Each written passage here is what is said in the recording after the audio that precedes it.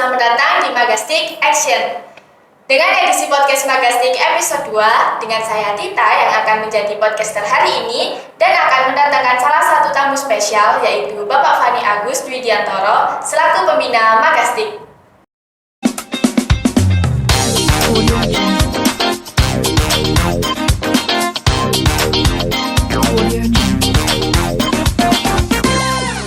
Assalamualaikum warahmatullahi wabarakatuh. Waalaikumsalam warahmatullahi wabarakatuh. Selamat pagi Bapak. Ya, selamat pagi juga. Gimana Pak kabarnya Pak? Alhamdulillah luar biasa. Ya Masya Allah, semoga selalu sehat ya Pak. Amin, ya terima kasih. Tadi itu Bapak berangkatnya jam berapa ya? Kan dengar-dengar itu rumahnya Bapak jauh dari sekolah gitu. Ya, saya berangkat jam 6. Ya, kalau masalah jauh dekat itu kan tergantung mindset kita. Ya, kalau dipikir jauh ya jauh. Ya, kalau dekat ya nggak dekat juga. Ya, perjalanan saya kurang lebih 1 jam untuk ke SMA Bayangkari karena rumah saya ini daerah Sedati Sidoarjo. Ya, dekat dengan Bandara Juanda. Oh, jauh Pak. Iya, lumayan ya. Ada yang lebih jauh lagi. Saya dulu mengajar di Lamongan itu PP. Loh, itu nggak capek gitu Pak PP? Apa Iya. nggak sebaiknya kayak misal ngekos gitu? Iya. Dulu awalnya itu saya tinggal di rumah Pak Le. Ya, sehari sebelumnya saya berangkat, besoknya baru ngajar. Kemudian karena saya sudah berkeluarga, akhirnya PP tiap hari. Oh jadi yang ngajar di Lamongan itu sudah berkeluarga gitu, bukan enggak? Mulai sebelum. Oh, Mulai sebelum sampai berkeluarga, tapi ya lama-lama ya capek juga. Akhirnya saya lepas yang di Lamongan. Kemudian saya full di sini ya sama Kemala Bayangkari di Kaporong. Terus kayak akhirnya memutuskan pindah ke sini itu gimana gitu Pak? Dan alasannya itu gimana? Terus juga awal mulanya menjadi seorang guru di sini sampai sekarang alhamdulillah menjadi seorang staf Bangka itu gimana? Ya, sebetulnya saya dari awal itu tidak punya cita-cita jadi guru, ya. Oh iya. Diminta orang tua pun ya saya suruh kuliah guru itu nggak mau. Kemudian saya kuliah di desain grafis UNESA. Oh iya. Ya. Nah, setelah lulus karena masih D3, ini pesan orang tua mumpung masih muda ya. Kalau D3 kan eman, jadi saya diminta kuliah S1. Yang paling mudah ya, transfer itu di jurusan pendidikan seni rupa. Ya. Kalau di desain grafis itu adanya di Malang, itu kejauhan. Jadi saya ambilnya pendidikan seni rupa. Ya, kemudian ini kebetulan guru saya SMA itu Pak Eko Wirogojati, ya. Ini SMA Negeri 1 Porong, kebetulan mengajar 2 di SMA Negeri sama di SMA Bayangkari, ya. Saya ditelepon, ya, diminta mencarikan guru, ya. Waktu itu masih kuliah D3, ya. Saya beri masukan, ternyata tidak diambil sama teman saya. Akhirnya ketika saya transfer, ditelepon lagi, ya. Gimana? Ada enggak temannya? Saya aja, Pak. Mengajukan diri. Iya, saya aja gitu. Kemudian saya melamar di sini, ya. Melamar di sini karena waktu itu masih kuliah. Oh iya. Saya hanya bisa akhir pekan, yaitu Jumat Sabtu. Nah, tapi kan sekolah enggak mau, ya. Kan mintanya sekolah kan full. Kemudian saya mundur, nggak bisa.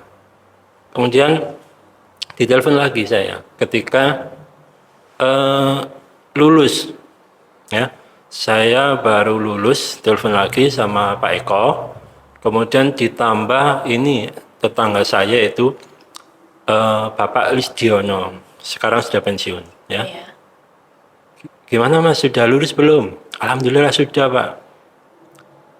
Bagaimana kalau nyoba melamar di SMA Bayangkari? Oh siap, saya melamar. Ketika melamar di sini ternyata sudah ada guru yang masuk. Iya, jadi waktu melamar yang kedua itu ada guru yang masuk. waduh sayang sekali sudah ada yang masuk. Wah, ini memang belum rezeki ya. Akhirnya saya terima tawaran di Lamongan itu. Ya, karena baru lulus ya, ditawari kerja di mana aja pasti mau ya, karena baru lulus ya. Nah, kemudian setelah mengajar di Lamongan, dapat kurang lebih 2 bulan, saya ditelepon Pak Anas. Pak Anas waktu itu masih kurikulum, Oh iya. ya, masih kurikulum. Saya ditelepon, apa ditanya apakah saya sudah mengajar, saya jawab sudah di Lamongan. Terus saya diminta coba aja Mas melamar di Bayangkari gitu. Saya kembali lagi ke sini melamar, ya, melamar. Kemudian saya diminta ke yayasan. Kebetulan di yayasan ini yang wawancara adalah guru saya, Bu Titi, ya, tapi sudah almarhumah, ya. Bu Titi ini guru saya waktu SMA juga. Kemudian oke, ya, Bu Titi sama ini Bu Wardito waktu itu, ya, diwawancarai. Kemudian oke Pak, kalau sekolah oke, saya juga oke. Akhirnya saya kembali ke sekolah, besok langsung mengajar. Terus akhirnya resign gitu dari Lamongan. Belum, ya, saya bertahan sampai 5 tahun di Lamongan. Terus jadi bolak-balik gitu Pak? Iya. Lamongan, Bayangkari, Iya, Lamongan. saya di sini hari Senin sampai Jumat. Hari Sabtu langsung meluncur ke Lamongan. Berat aja. Ya, itu ya namanya awal merintis karir kan ya, perjuangan ya. Iya juga. Iya. Terus sampai jadi seorang staf waka itu gimana Pak? Nah, ini saya berpindah-pindah, ya. Awal masuk itu dapat tidak lama saya diminta jadi walas. Oh iya. Nah, jadi walas. Kemudian setelah walas saya suka berkunjung di perpus. Oh, Ya, berkunjung di perpus. Saya juga suka bantu, ya, Pak Edi waktu itu, Pak Edi Pujo, ya. Saya bantu di perpus. Kemudian dilihat, mungkin sekolah melihat saya rajin, ya, suka bantu itu. Ketika akreditasi saya diminta mengolah perpus. oh iya. Ya. Nah, kebetulan istri saya adalah petugas perpustakaan, ya, di SMA Negeri 1 Waru. Nah, Oh, iya. saya adopsi dari programnya istri saya bawa ke sini. Ya, kemudian alhamdulillah dibantu juga Pak Khairil Anam, Oh iya. guru ekonomi. Ini punya teman ini pengurus perpustakaan di Sidoarjo. Ya, beliau punya program bagus. Saya adopsi, saya bawa ke sini. Saya tawarkan. Ya, kemudian itu aja, ya. Saya juga update ini buku baru. Oh iya. Nah, yang awalnya siswa itu jarang ke perpustakaan, saya paksa. Ya, saya paksa, wajib. Kemudian saya beri daftar list, kamu pengen buku apa? Ya, saya juga sering ke ini toko buku, update buku apa yang terbaru. Nah, dari sana alhamdulillah banyak kemajuan, banyak siswa yang berkunjung di perpustakaan. Ya, Nah, itu. Kemudian dari perpustakaan itu saya sering dimintai tolong Bu Agustin, guru matematika yang sudah purna kemarin, ya. Minta tolong mendesain seragam. Nah, waktu itu ada salah satu anggota Magastik. Oh iya. Nah, melihat saya desain, Pak, tolong dong Magastik diajari desain. Nah, itu. Kemudian tidak lama saya dipanggil Pak Son Haji, waktu itu humas di SMA Bayangkari, ya. Dipanggil Pak Son Haji, saya langsung diminta menjadi pembina Magastik. Ya, dari guru biasa, kepala perpustakaan, kemudian menjadi pembina Magastik. Oh, jadi itu juga ya awal perjalanannya Iya. jadi seorang pembina Magastik. Iya, dari situ. Terus kalau dulu itu apa anggotanya sebanyak sekarang Pak? Ya, enggak sebanyak sekarang. Ini dulu itu sangat jarang peminatnya. Apalagi majalah ini kan hanya sedikit yang suka membaca ya. Iya. Setelah terbit ya tahu sendiri ya perlakuannya bagaimana. Ya. Kayak yakin, kayak sakit gitu Pak ya. Iya, Iya, jadi saya tidak ingin hanya berhenti di majalah. Saya ingin dikembangkan di sosmed, ya, iya. di sosmed. Kemudian saya juga ingin show, anak-anak itu harus show, ya. Nah, dari situ kita punya ini akun Instagram yang followernya sudah banyak. Nah, dari situ Pak Ricci, ya waktu itu masih staf Humas, minta kerjasama sama saya. Jadi setiap iklan promo itu saya dimintai tolong, ya. Nah, dimintai tolong, kemudian dari situ saya gerakkan anak Makastik. Nah, iya, mulai membuat profil, ya, profil sekolah, kemudian video-video dokumentasi itu saya kerahkan Makastik. Awalnya malu-malu, ya. Saya bahkan pernah sampai marah itu, ya. Ini ketika liputan tidak ada yang datang karena apa? Malu. Nah, anggotanya sedikit, kemudian malu, ya akhirnya kan tidak jalan. Bahkan pernah di awal saya menjadi pembina ini kan dulu sebelumnya tidak ada pembinanya, ya, tidak ada pembinanya. Kemudian mereka gerak sendiri, ya, cari berita sendiri, kemudian cetak-cetak sendiri, ya. Di angkatan pertama masih stabil, ya, kemudian jalan beberapa tahun, ketika saya pegang itu vakum, ya, anggotanya sedikit sekali, ya. Karena saya ingin show, ini saya minta buatkan ini rompi, setiap liputan pakai rompi. Oh iya.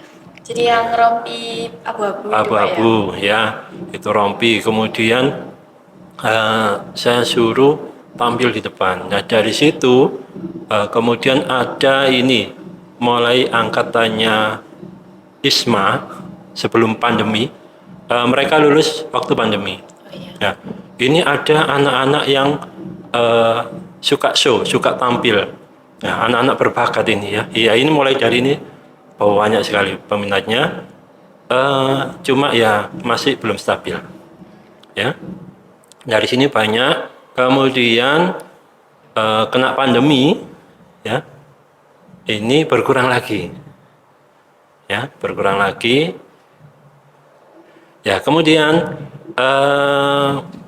setelah pandemi ini kan ada angkatannya Valentina, ya ini tidak seberapa banyak, ya lumayan lah, ya, mulai berkembang. Kemudian semakin berkembang ini ketika dipegang ini Kak Fazar. Oh iya. Nah, ini kemarin karena sudah normal, kemudian ada banyak gebrakan dari Makastik, ya.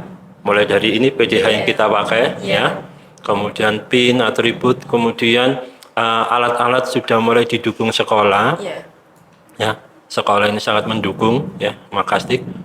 Apalagi ditambah ini podcast, ya. Ini alhamdulillah sampai 100 sekarang katanya. Dulu itu hanya 4, 6, tidak sampai 10 dulu. Ya, bayangkan. Jauh Pak ya, Iya. dulu sama sekarang. Ya, bayangkan buat majalah yang anggotanya cuma segitu. Terus untuk dulu pembuatan majalah itu jadi diserahkan ke Bapak, bukan ke anak Makastik. Ya, gini, dulu itu karena gini, saya itu kurang memahami, ya, jujur aja, tentang jurnalis kurang paham waktu diminta itu. Akhirnya saya minta tolong Pak Ricci, ya, Pak Ricci yang paham penulisan, sering juara, mengantar anak-anak juara, ini saya minta tolong Pak Ricci. Jadi saya kerjasama dengan Pak Ricci untuk jurnalisnya, untuk layoutnya saya tangani sendiri, ya. Jadi semua isi majalah itu saya lihat sendiri. Ini sebelum saya diminta tolong Pak Ricci menjadi stafnya. Oh iya. Ya, jadi ketika pandemi, ya, ada perubahan struktur, ya, kepengurusan sekolah, Pak Ricci naik jadi Wakahumas. Nah, karena saya sering kerjasama dengan Pak Ricci, saya diminta tolong bantu menjadi stafnya. Alhamdulillah. Nah, kita alhamdulillah ya ini perjalanannya pindah-pindah bidang ya. Nah, itu saya tangan sendiri ketika saya menjadi staf. Ini saya mencari kerjasama ya dengan luar yang bisa membantu mengembangkan majalah. Kebetulan alhamdulillah dapat ya dari luar ini juga menawarkan diklat free. Karena cetak di situ kita dapat diklat free jurnalis. Nah, dari situ. Ya, terus untuk tanggapannya Bapak Magastik menjadi lebih maju itu gimana? Alhamdulillah saya terharu ya. Dulu yang awalnya kita wawancara itu aja kurang diperhatikan. Ya, Ya, kita liputan foto-foto di depan itu wis ndak direken. Ya, ndak begitu diperhatikan. Sekarang alhamdulillah semua mata tertuju ke Magastik. Alhamdulillah sekarang sudah ada ini ya Sekbid. Iya, Ya, alhamdulillah. mulai berkembang. Ya ini angkatannya Kak Fazar ya dibantu Kak Delon. Nah, itu mulai mengembangkan. Saya hanya minta gini, tolong dibagi tugas. Harus ada yang bisa ini. Jangan hanya cetak buat artikel aja, harus bisa edit video, fotografi. Nah, ini akhirnya tercetuslah 4 Sekbid Sekbid, ya. ya. Jurnalis Sekbid, Sekbid reporter, reporter, presenter, sama videografi, terus juga sama sama desain. desain grafis, ya. Nah, ini saya lihat ini sukaannya anak apa ya. Kalau kebanyakan dari anak yang milenial sama Gen Z itu Pak, sekarang itu mereka banyak lebih minat ke ini, videografi. Karena kan Videografi. kalau dari videografi itu juga dapat ilmunya kan enak kan Pak, kayak Ya. bisa kayak ke foto lebih bagus dari sebelumnya gitu. Terus juga banyak yang minat di ini, desain grafis. Itu juga banyak Betul. Pak. Ya. Karena sekarang sudah eranya digital, Iya. ya eranya sosmed, semuanya bergantung pada sosmed karena di sana juga ada penghasilan ya. Iya. Nah ini saya lihat kegemarannya di situ, akhirnya saya tawari, saya kembangkan gini. Bagaimana kalau kita berkembang ke sosmed, tidak hanya cetak majalah, ya. Kemudian alhamdulillah banyak yang bantu.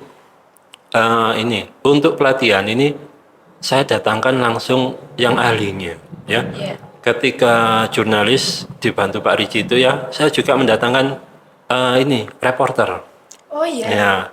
Dulu pernah di Suara Surabaya ya, ini teman juga. Kemudian untuk fotografi ini karena saya juga ikut komunitas fotografi, saya panggilkan teman-teman yang ahli fotografi ya untuk mengajari ya anak-anak Magastik. Iya, kemudian apalagi sekarang didukung ini ya yang partner kita itu ya yang memberikan tawaran pelatihan itu alhamdulillah sangat membantu sehingga banyak sekali yang berminat di Magastik ini. Ya, khususnya juga di bidang videografi. Videografi ya. Banyak sekali tuh Pak anak-anak yang dari Ya. situ. Ya sekarang kan HP-nya canggih-canggih ya, bisa Iya. ngedit video semua. Terus kalau menurut Bapak Fani ini apa pencapaian anak-anak Magastik yang paling membanggakan buat Bapak itu apa? Ya. Yang paling membanggakan dari saya ini banyak dari karya Magastik ya. Ini menjadi sorotan. Bahkan dulu yayasan itu belum tahu ada Magastik.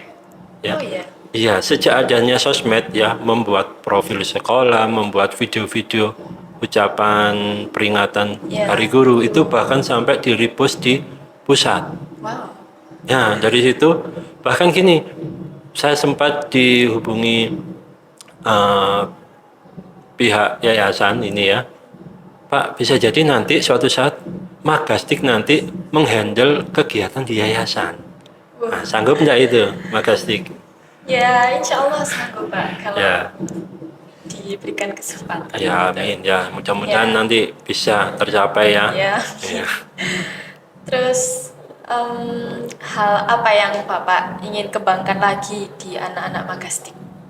Nah, ini eh kita belum sampai ke ini ya, perlombaan. Oh iya. Nah, ini kita alhamdulillah berkembang, tapi untuk sekolah kita sendiri ya. Tapi kita belum sampai go untuk perlombaan. Ini kemarin sudah banyak perlombaan ya. Sebetulnya sudah pernah juara-juara. Dulu sekali yaitu deteksi mading, itu kita pernah dapat piala. Kemudian pas pandemi, sebelum pandemi, kita juga dapat juara satu jurnalis. Nah, pas pandemi, mau menjelang pandemi. Nah, setelah itu kan pasif. Nah, sampai sekarang sudah banyak sekali anggota Makastik yang berlomba, cuma belum diberi kesempatan. Nah, ini harapan saya suatu saat nanti tidak hanya untuk sosmed sekolah, tapi bisa untuk bersaing dengan luar. Seperti itu. Dan harapannya ini buat anak Makastik ke depannya itu apa, Pak? Ya, harapan saya ya semakin berkembang lagi ya. Tidak hanya berhenti di sini, karena sekarang teknologi semakin lama semakin maju ya. Saya dulu masih hanya Facebook aja di zaman saya. Sekarang sudah banyak akun sosmed, itu harus mengikuti. Ya, kalau tidak mau mengikuti ya ketinggalan zaman. Iya, kayak selalu harus ngikutin apa yang tren di zaman Iya, sekarang harus itu, Pak. update. Iya, harapan saya seperti itu, harus update. Ya, Makastik. semoga selalu dapat berkembang ya, Pak. Amin. Mohon doanya juga Iya, dan dukungannya. amin, semoga. Ya. Jadi itu tadi guys, seputar informasi tentang Makastik dan juga masalah sekolah dari Bapak Fani. Dan juga dulunya hebat loh Pak Fani ini, yang awalnya nggak pengen jadi guru, terus sekarang menjadi seorang guru itu sangat luar biasa, karena juga dapat dukungan dari orang tua juga. Iya, betul.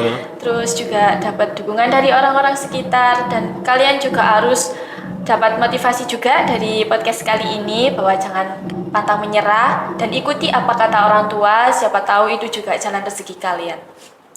Oke, terima kasih Pak Fani yang sudah menyempatkan waktunya hari ini. Ya, sama-sama. Terima kasih juga sudah diundang di sini. Terima kasih Pak. Ya, waalaikumsalam warahmatullahi wabarakatuh.